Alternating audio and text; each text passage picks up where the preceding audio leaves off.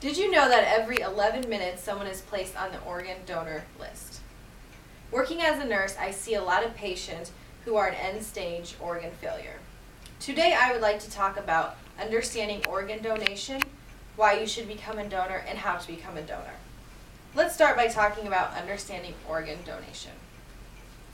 Understanding organ donation after death. According to organtransplant.org, of the 2.2 million people who die in America each year, relatively few die under circumstances that make them medically eligible to be organ or tissue donors. Most organ donors who die due to brain death. They are placed on a ventilator, which keeps their heart beating, allowing blood to flow to their organs, keeping their organs alive until they donate. Patients who are brain dead suffered either a brain trauma, a stroke, or lack of oxygen when doctors had tried to revive them and were inaccessible. You can also become a donor after cardiac death, or also known as non-heart beating. Cardiac death is where the heart stops beating. The vital organs quickly become unusable, but their bone, skin, heart valves, and corneas can still be donated within the first 24 hours of death, according to organtransplant.org. According to ABC News, timing can be everything in organ donation. To be able to do a transplant, the organs must be harvested quickly to remain viable. The organs must be transplanted within hours of the harvest to increase the chance of the organs, or the chance that the new organs will take.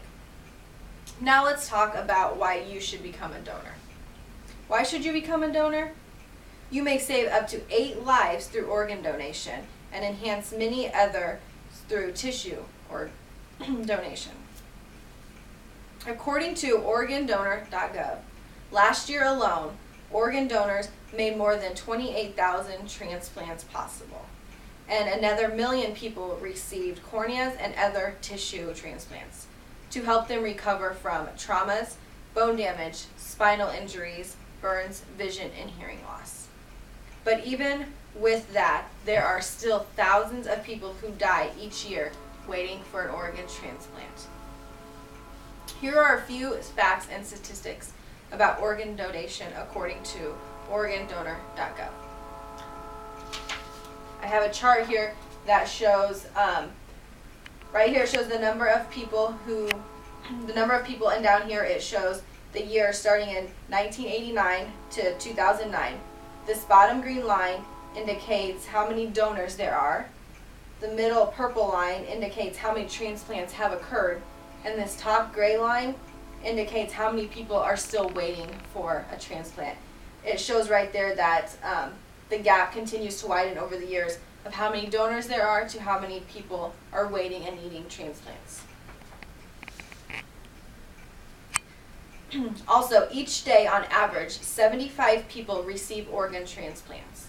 Also, on average, 20 people die each day waiting for transplants that never come. As of May 2009, the percentage of recipients who are still living 5 years after a transplant.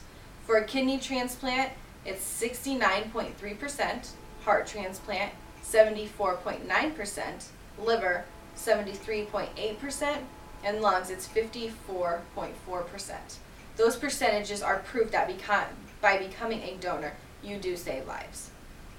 Did you know that there are more than 86 million people signed up to be organ donors?